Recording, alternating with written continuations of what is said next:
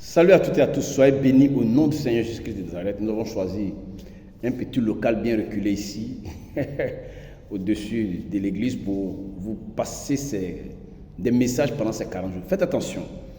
Vous savez, je le disais la dernière fois, que ce qui domine vos pensées, c'est ce qui passera à contrôler votre esprit, votre vie. Comprenez? Ce qui occupe vos pensées va dominer sur vous.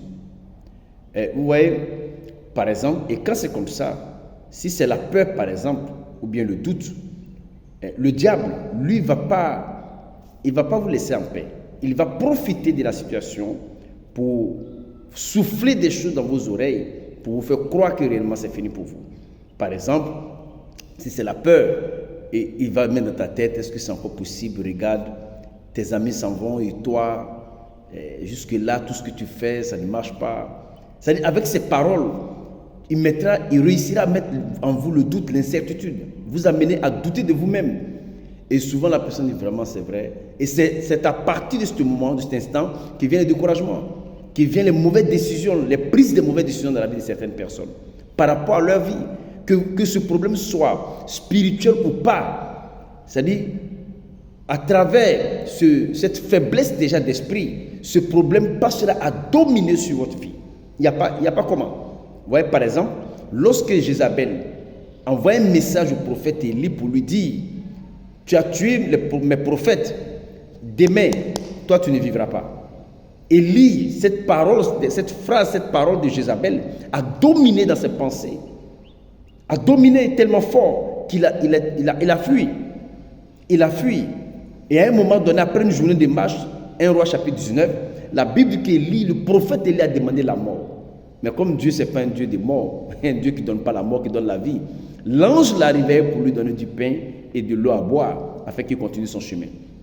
Donc, c'est pour vous dire que nous sommes arrivés à un niveau de ce jeûne-là, où nous allons prendre des grandes décisions.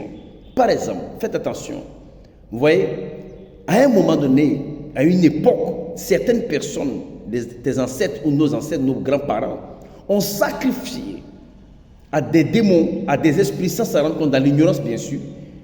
Et ceux-là passent aujourd'hui à dominer sur la vie des personnes, d'un village, d'une famille, où personne ne se marie, personne ne réussit. Parce qu'une entité a reçu quelque chose de très fort, l'autorisation de dominer. Une personne l'a fait, bien un groupe de personnes. Et aujourd'hui, nous avons la possibilité, nous, de changer la situation. De changer la situation. À travers ta parole, à travers ta foi, tu peux tout changer dans ta famille. Tu peux tout changer dans ta vie. Mais le sérieux problème, c'est lequel? Qui tu écoutes vraiment? À qui tu obéis réellement? À la voix de Dieu ou à la voix du diable? Certains diront, non, pasteur, moi j'obéis à la voix de Dieu. Mais faites attention, comment est ta vie? Comment est-ce qu'est ta vie? Pasteur, vraiment ça ne va pas. Si ça ne va pas, c'est que tu entends parler de Dieu. Mais celui qui entend parler de lui, qui met en pratique sa parole, qui l'aime réellement, de tout son cœur, de tout son âme, de tout son esprit, cette personne ne peut pas rester dans la honte. Parce que notre Dieu, c'est un Dieu qui élève. Voilà, donc mon message pour vous cette semaine, réveillez-vous, affrontez les choses à 100%. Et vous qui n'êtes pas dans le jeûne, qui voulez vous joindre à nous, allons-y, appelez. Nous allons, parce que nous avons entamé la deuxième partie, la deuxième phase de ce jeûne jusqu'au 31 mars. 31 mars, on en parlera plus.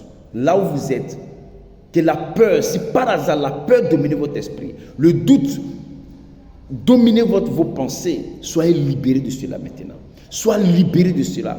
Lève-toi et affronte la situation, car ton Dieu est avec toi. Au nom de Jésus-Christ de Nazareth. Amen. 00225 01 40 44 14 23. Pasteur, je voudrais communiquer avec vous. C'est aussi un WhatsApp. J'ai besoin d'aide. J'ai besoin de discuter. Si c'est possible, je préfère que vous vous déplacez et la consultation, la réception n'est pas payante. Elle est gratuite. Prenez soin de vous. Ciao.